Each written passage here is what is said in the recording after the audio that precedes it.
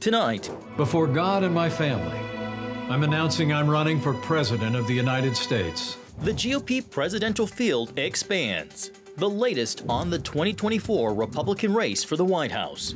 And a shakeup in the world of golf brings attention to the fight for human rights in Saudi Arabia. Plus, it's basically an organized crime syndicate. How a Russian-backed group is causing chaos across Africa. All this and more tonight on Faith Nation.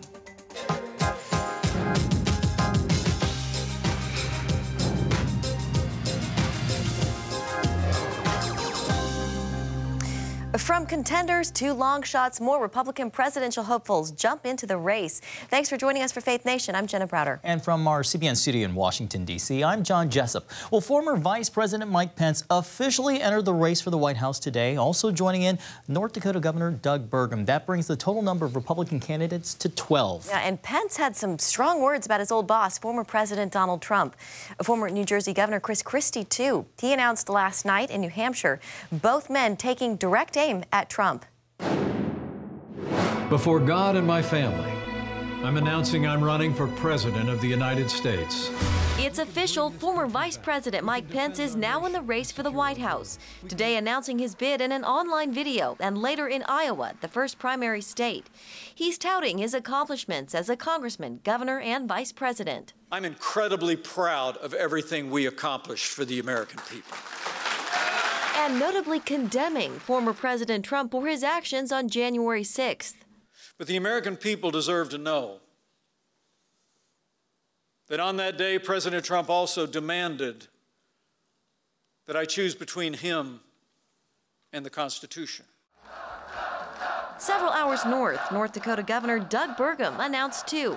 He's launching a long-shot bid, the former tech executive and relative unknown, making the case he can handle the country's economy. That unlimited opportunity exists everywhere in America.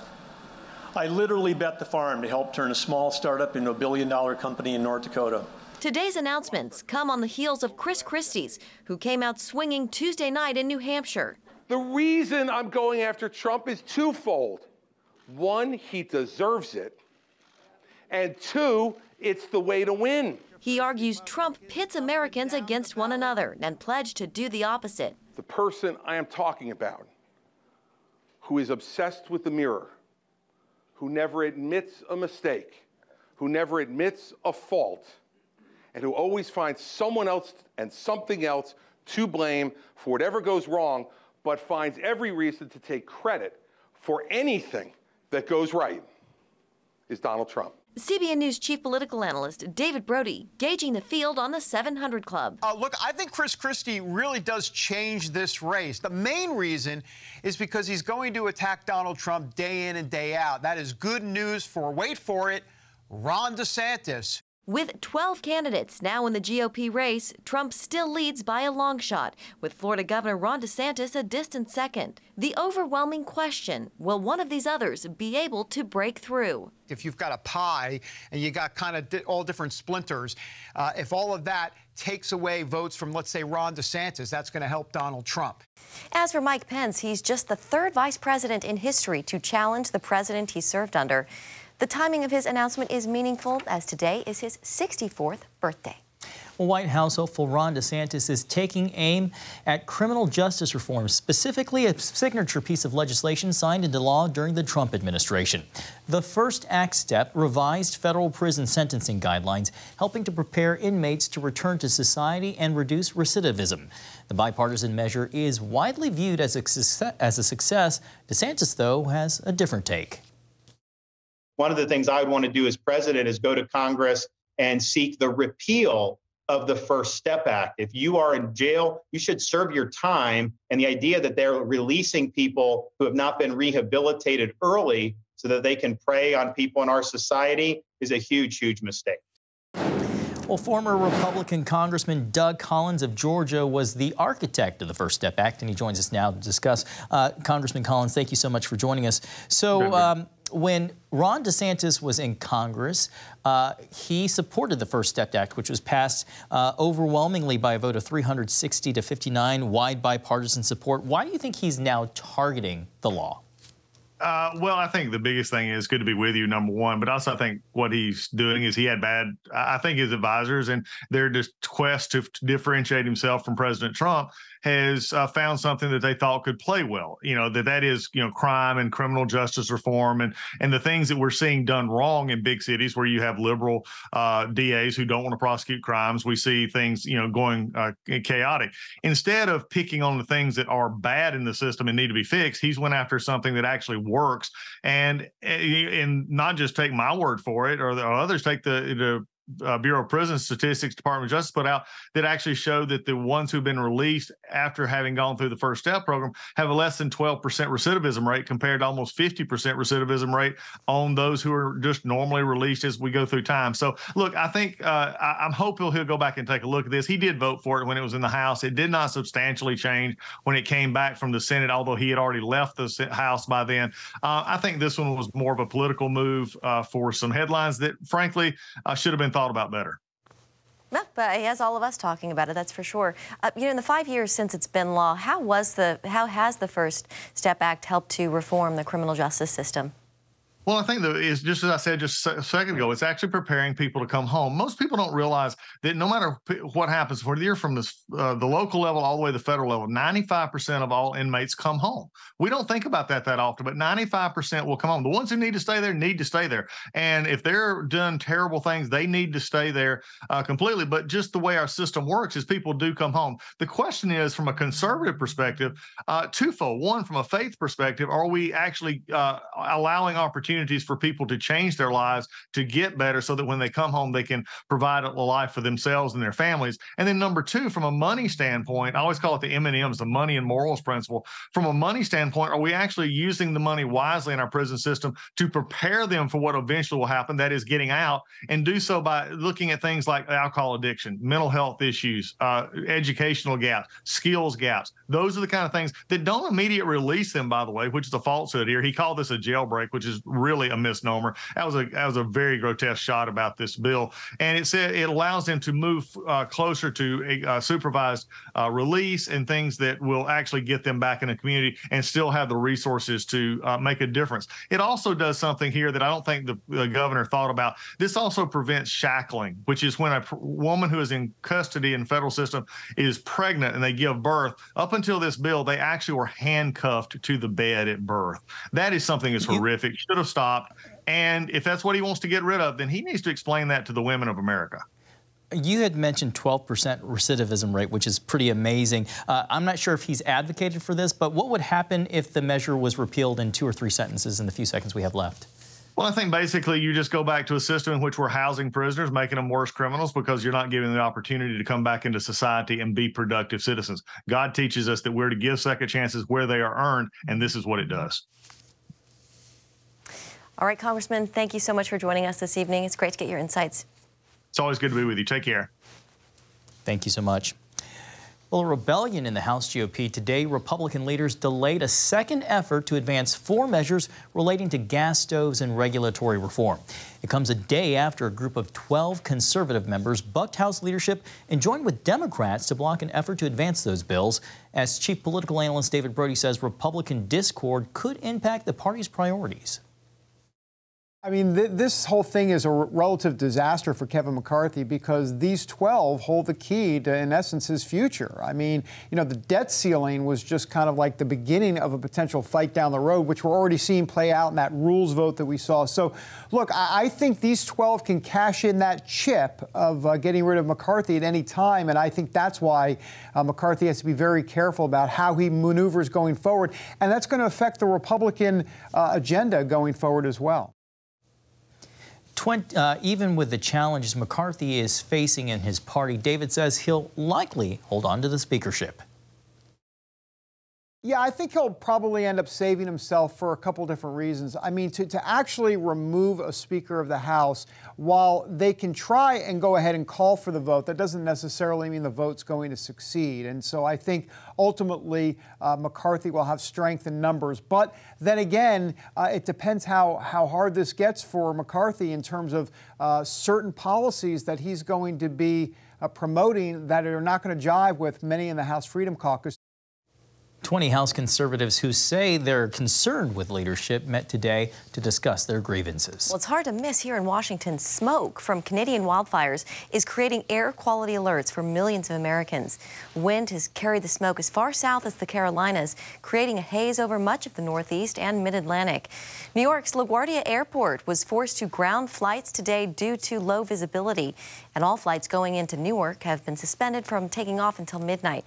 The Federal Aviation Administration is warning the haze could delay flights from Boston down to Washington, D.C. A shocking merger puts the spotlight on Saudi Arabia. Now, a shakeup in the world of golf is calling into question humanitarian rights in the kingdom. Next on Faith Nation. Welcome back. A surprising merger in the golfing world. The PGA will be joining together with LIV Golf. LIV is backed by money from Saudi Arabia. In the past, many PGA golfers and the commissioner himself have been critical of LIV's Saudi ties due to human rights abuses in the kingdom, as well as its funding of the 9/11 terror attacks. Just a year ago, PGA Tour Commissioner Jay Monahan targeted golfers who left the tour to join LIV. Well, I talked to players. I've talked at a player meeting, and I've talked to a number of players individually for a long period of time. And I think you'd have to be living under a rock to not know that there are significant implications. And as it relates to the families of 9/11, I have two families that are close to me that lost loved ones. And so my heart goes out to them. And I would ask, any player that has left or any player that would ever consider leaving, have you ever had to apologize for being a member of the PGA Tour? Well, lawmakers on both sides of the aisle have spoken out against the merger. Democratic Senator Chris Murphy tweeting, quote, "PGA officials were in my office just months ago talking about how the Saudis' human rights record should disqualify them from having a stake in a major American sport." Republican Congressman Chip Roy stated that in the end, it's always about money, and that Saudi Arabia just bought themselves the world of golf. Well, the merger announcement comes as Secretary of State Antony Blinken visits Saudi Arabia. The secretary met with Prince Mohammed bin Salman. U.S. officials report the two discussed human rights during their meeting. Relations between America and Saudi Arabia have been strained since the 2018 murder of journalist Jamal Khashoggi. Blinken's three-day trip to the kingdom is meant to help mend some ties between the nations. Well, joining us now is Brad Bowman, Senior Director of Foundation for Defense of Democracy's Center on Military and Political Power. Bradley, always nice to see you. So Jenna just mentioned the dismembering of journalist Jamal Khashoggi. Also, most of the 9/11 hijackers came from Saudi Arabia, which continues to cut oil production despite repeated pleas from the U.S. government. Bradley, is Saudi Arabia still a strong regional ally in the Middle East? Thanks for the opportunity to join you. Thanks for the question. The bottom line from my perspective is that Saudi Arabia is an important strategic partner, a flawed partner. We have common interests. Those interests include preventing a nuclear-armed Iran, fighting Islamist terrorism, and facilitating a reliable global energy market, and more. So those are common interests, but there's no doubt that there are serious human rights concerns with Saudi Arabia. You mentioned the deplorable killing of Khashoggi. The bottom line is, as Secretary Blinken is in Riyadh this week, he noted that there have been remarkable improvements in Saudi Arabia in recent years related to human rights.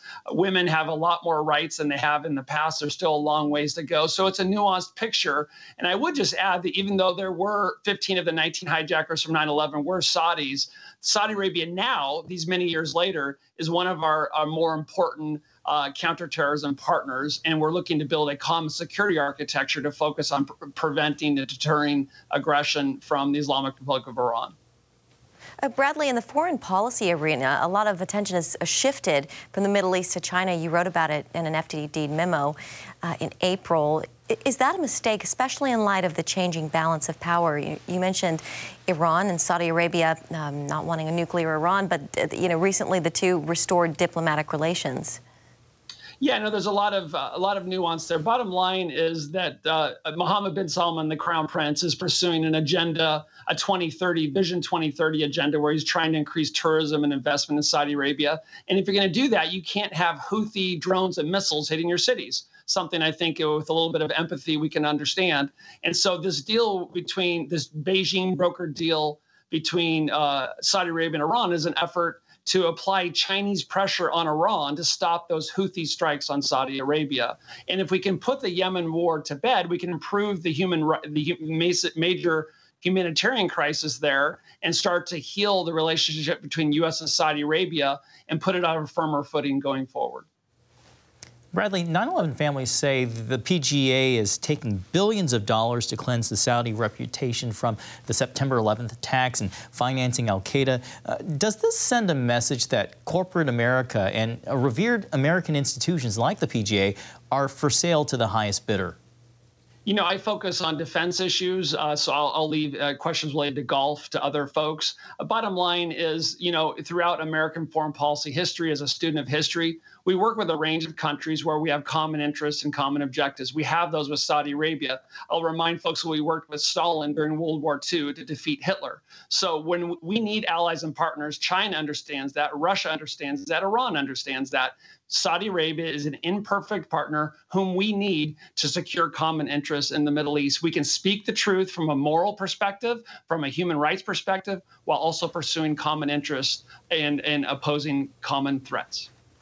Yeah, it's a nuanced conversation, as you mentioned. Brad Bowman with the Foundation for Defense of Democracies. Thank you, Brad. Good to see you. Thank you. Thanks, Brad. Terror in Africa. When we come back, how a Russian mercenary group is causing death and destruction across the continent.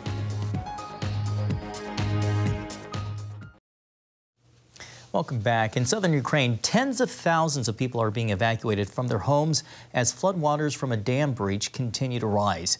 Officials warn fleeing residents about the danger of floating mines, a fallout from the Russian invasion. Ukraine accuses Russia of blowing up the dam and the destruction of an adjoining hydroelectric power station, calling it an act of terror. The destruction of the Kakhovka hydroelectric power station is a crime against humanity and an ecocide. Therefore, Russia must face powerful and unified response. Russia, meanwhile, blames Ukraine for the destruction of the dam and power station. Well, the long arm of the Kremlin extends far beyond the war in Ukraine. It reaches into several African nations, working to strengthen dictators and bringing them under Moscow's influence and turning them against the West. At the center of it all, a private Russian mercenary army that many consider an organized crime syndicate. As Dale Hurd reports, the Wagner Group is murdering Africans and taking their nation's natural resources back to Russia. Surveillance photos from the French military show Wagner Group mercenaries burying bodies in the African nation of Mali. The Russian private army, known for its atrocities in Ukraine and designated a transnational criminal organization by the U.S. government, has taken its dirty work to Africa, where it's offered its services to a number of governments, expanding Kremlin influence on the continent. Yevgeny Prigozhin's Wagner Group is deployed across several African nations, and officials say where Wagner goes, trouble usually follows. The Wagner Group is in Mali, Chad, Libya, Cameroon, Central African Republic, Sudan, Zimbabwe, Madagascar, and may be moving into Burkina Faso. Wagner offers African leaders a range of services, from disinformation warfare against political opponents to armed protection against insurgencies, to training for their armies, all tying those African leaders closer to Moscow. South African expert Pauline Bax tracks Wagner operations for International Crisis Group.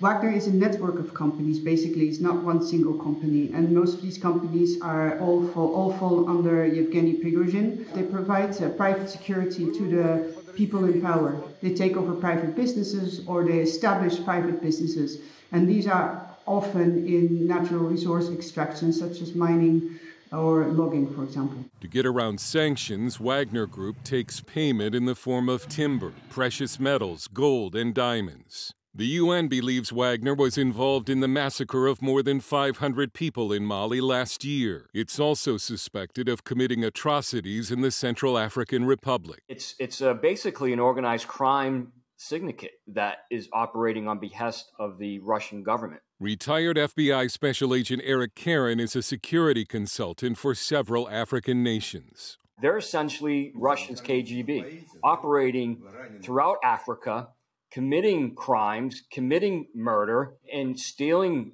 resources from precious diamonds and gold and minerals throughout Africa in exchange for security. U.S. officials also accuse Wagner of using Mali as a base to funnel weapons from Turkey to the Russian military fighting in Ukraine. It's also accused of fueling the war in Sudan by providing advanced weapons systems in a conflict that has displaced an estimated 1 million people. We are asking external forces to leave Sudan alone. The problem is that Wagner goes where it's invited. It's not that Wagner just comes in and rolls into a country and does whatever it wants. It does this with the approval and often the blessing of the ruling elites. And while Wagner profits, it increases the Kremlin's footprint throughout the continent, pushing the U.S. and Western nations out. Karen says the White House should have paid attention sooner, before the Wagner Group established itself as a major player and a major problem in Africa. Dale Hurd, CBN News. Thank you, Dale. A look at what Apple is calling its most ambitious project yet. Next on Faith Nation.